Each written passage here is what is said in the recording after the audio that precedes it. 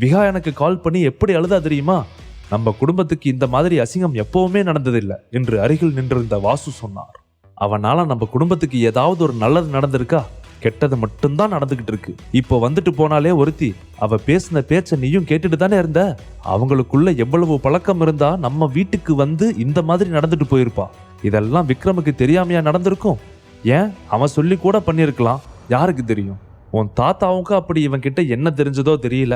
உன்னை அவனுக்கு கட்டி வச்சு நம்ம குடும்பத்தையே இப்படி புலம்ப வச்சுட்டாரு என்று ரேணுகா கோபமாக கத்தினான். சரவணனும் ரேணுகாவும் இப்படி மாறி மாறி விக்ரமை திட்டிக் கொண்டிருக்க சுரபிக்கு தலையே வெடித்து விடும் போல் இருந்தது. ஐயோ, கொஞ்ச நேரம் கத்துறதை நிறுத்துறீங்களா? நான் விக்ரம் கிட்ட இதை பத்தி விசாரிச்சுக்கிறேன். அது வரைக்கும் யார் இதை பத்தி என்கிட்ட பேசாதீங்க என்று சொல்லிவிட்டு கோபமாக தனது அறைக்குள் சென்று கதவை சாத்திக் கொண்டாள் சுரபி. நடந்ததையெல்லாம் நினைக்கும் போது அவளுக்கு பயங்கர குழப்பமாக இருந்தது. மும்பையில் இருந்து இவ்வளவு தூரம் விக்ரமை தேடி வந்த சுவிக்ஷாவை நினைக்கும் போது அவர்களுக்குள் இருக்கும் உறவு என்பது அவ்வளவு எளிமையானது கிடையாது என்பதை சுரபி புரிந்து கொண்டாள்.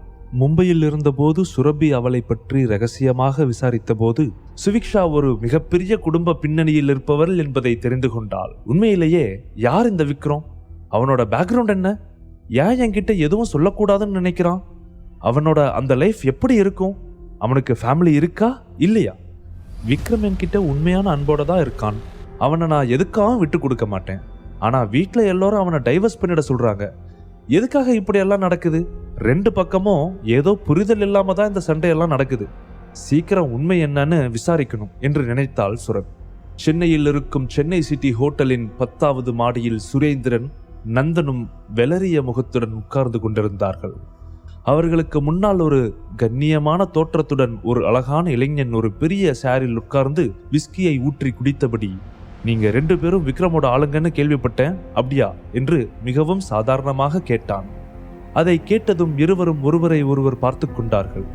எதிரில் இருந்தவன் லேசாக அவர்களை பார்த்து சிரித்துவிட்டு, என் தங்கச்சிக்காக நான் உங்களை கொல்ல மாட்டேன். ஆனா என்னோட தங்கச்சியோட வேலை முடிகிற வரைக்கும் நீங்க 2 பேரும் இந்த இடத்துல இருந்து நகர முடியாது என்று சொன்னான். சுரேந்திரனும் நந்தனும் பதட்டத்துடன் அந்த இளைஞனையே பார்த்து கொண்டிருந்தார்கள். உங்களுக்கும் விக்ரம் சாருக்கும் என்ன சம்பந்தம் என்று சுரேந்திரன் கொஞ்சம் தீவிர முகத்துடன் கேட்டான். சுவிக்ஷாவின் பாடி கார்ட்ஸ் எல்லோரும் சென்னை சிட்டி ஹோட்டலை சுற்றி வளைத்து அவர்களது கட்டுப்பாட்டுக்குள் வைத்திருந்தார்கள். அவர்களை தாண்டி சுரேந்திரனாலும் நந்தனாலும் எதுவும் செய்ய முடியவில்லை. இந்த நேரத்தில் பொறுமையாக இருந்து அவர்களுடைய அடுத்த கட்ட நகர்வு என்ன என்பதை கண்டுபிடிப்பதை தவிர அவர்களுக்கு வேறு வழி இல்லை. எனக்கும் விக்ரமுக்கும் என்ன சம்பந்தம்னு கேட்கிறீங்களா? அதுக்கு நான் கொஞ்சம் யோசிக்கணுமே என்று விஸ்கியை குடித்துக்கொண்டே அந்த இளைஞன் சொன்னான். எனக்கும் விக்ரமுக்கும் இருக்கிற சம்பந்தம் நல்ல விதமா இல்ல மோசமானதான்னு விக்ரம் என்கிட்ட நடந்துக்கிறத பொறுத்து. எல்லாம் நல்லபடியா நடந்தா அவர் எனக்கு மாப்பிள்ள, அவரோட கால்களை கழுவி அவருக்கு ராஜ மரியாதை கொடுப்பேன். அப்படி இல்லைன்னா ஒரு எறும்பு மாதிரி அவனை அப்படியே நசுக்குவேன் என்று சொன்னான். அவன் சொன்னதை கேட்டு சுரேந்திரனுக்கும் நந்தனுக்கும் வியர்த்தது. அதற்கு என்ன பதில் சொல்வதென்று தெரியாமல் 2 பேரும் திருவென முழித்தபடி உட்கார்ந்திருந்தார்கள். யார் இவர்கள்? எதற்காக விக்ரமை பற்றி இப்படியெல்லாம் சொல்கிறார்கள் என்று அவர்களுக்கு சுத்தமாக ஒன்றும் புரியவில்லை. குழப்பத்தில் அவனையே பார்த்தபடி இருந்தார்கள்.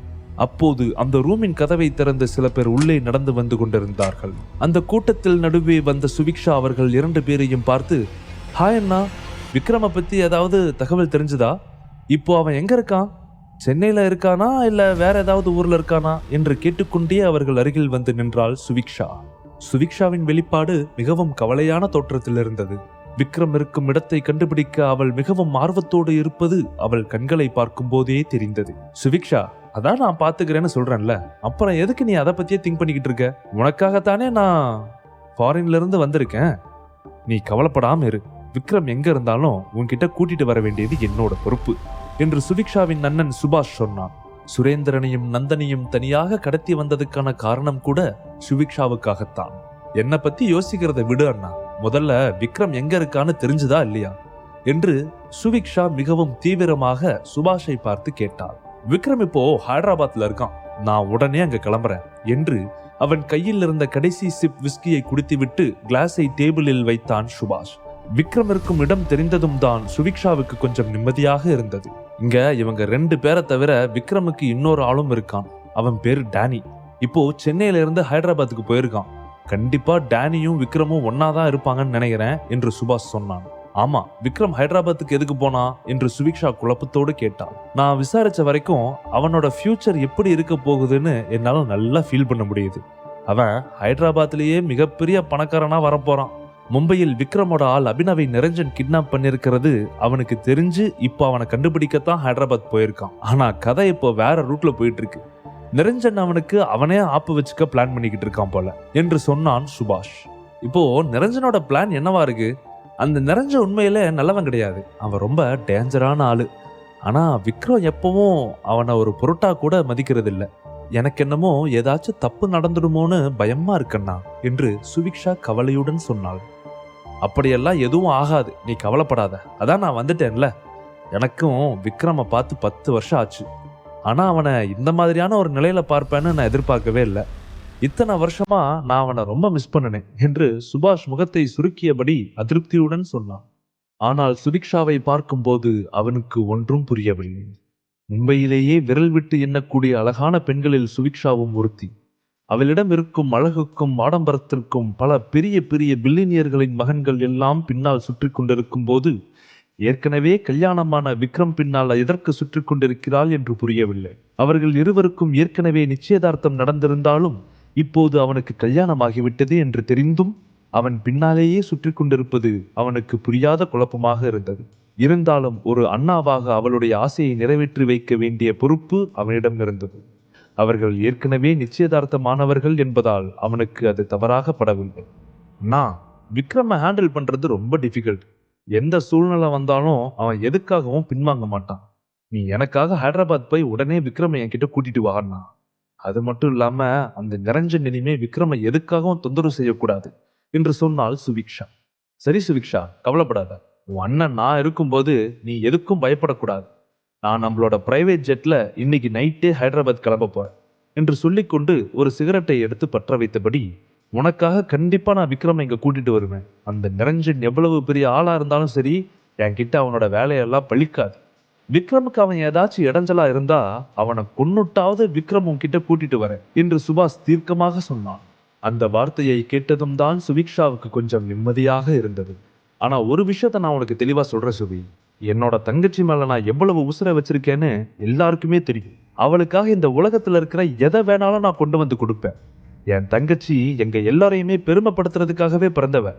அப்படிப்பட்ட என் தங்கச்சியை கல்யாணம் பண்ணிக்க போற ஆளு ஒரு சாதாரண ஆளா இருக்கக்கூடாது. என்னதான் விக்ரம எனக்கு சின்ன வயசுல இருந்தே தெரியும்னாலும் நான் வைக்கிற டெஸ்ட் எல்லாம் அவன் கண்டிப்பா வின் பண்ணணும் என்று சொன்னான்.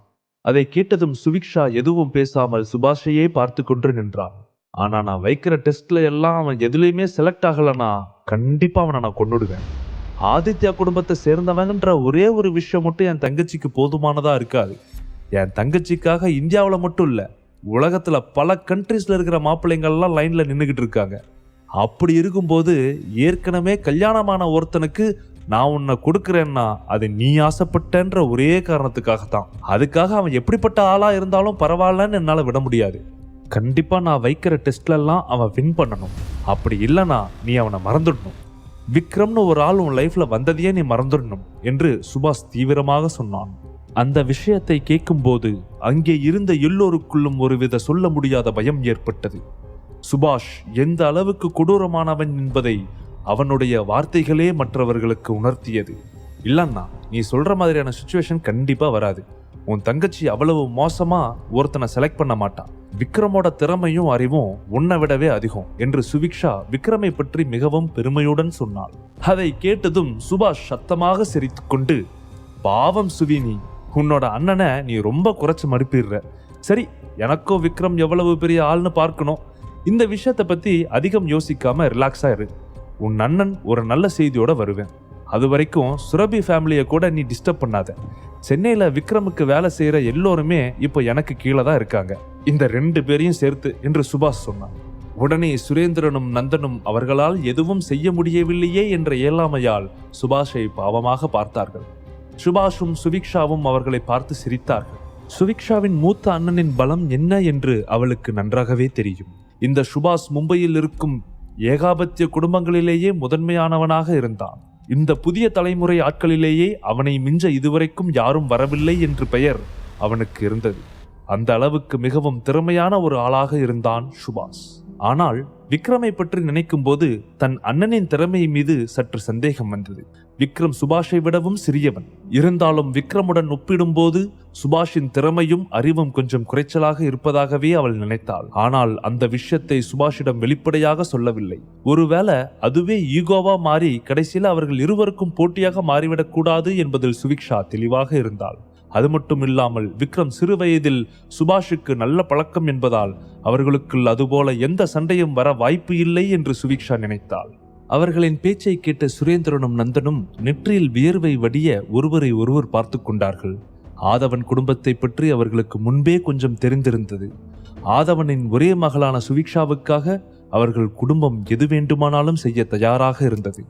அவர்கள் மும்பையில் மட்டுமில்லாமல் இந்தியா முழுக்கவுமே மிகவும் பிரபலமாக குடும்பமாக இருந்தார்கள்.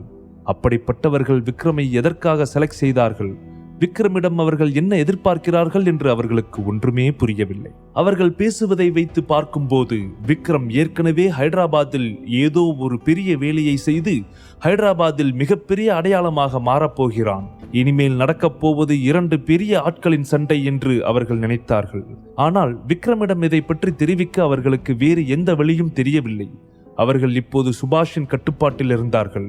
2 பெரிய தலைகளுக்கு நடுவே நடக்கும் பிரச்சனையில் இதுபோன்ற ஆட்கள் தான் தேவையில்லாமல் மாட்டிக்கொண்டு உசுருக்கு போராடி வருகிறார்கள் என்று நினைத்த சுரேந்திரன் அடுத்து என்ன செய்யலாம் என்று யோசிக்க ஆரம்பித்தான். அந்த நேரத்தில் சுவிக்ஷா தன் மொபைலை எடுத்து ஒரு நபருக்கு கால் செய்து, நீங்க உடனே வெளியே கிளம்பி வாங்க, சுரபியோட ஜுவல்லர்ஸ் எல்லாத்தையும் அழிக்கணும்.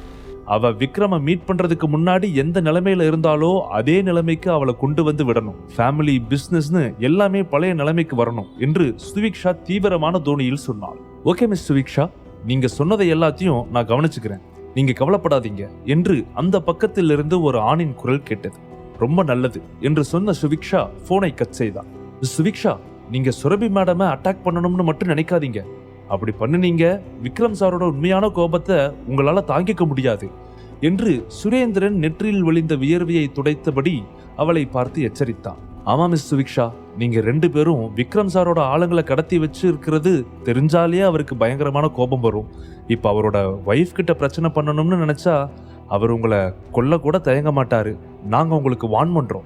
எதுவா இருந்தாலும் நீங்க டைரக்டா அவர்கிட்ட மட்டும் மோதுங்க, அவரோட ஃபேமிலி கிட்ட எந்த பிரச்சனையும் வச்சுக்காதீங்க என்று அருகில் இருந்த நந்தனும் அதையே சொன்னான்.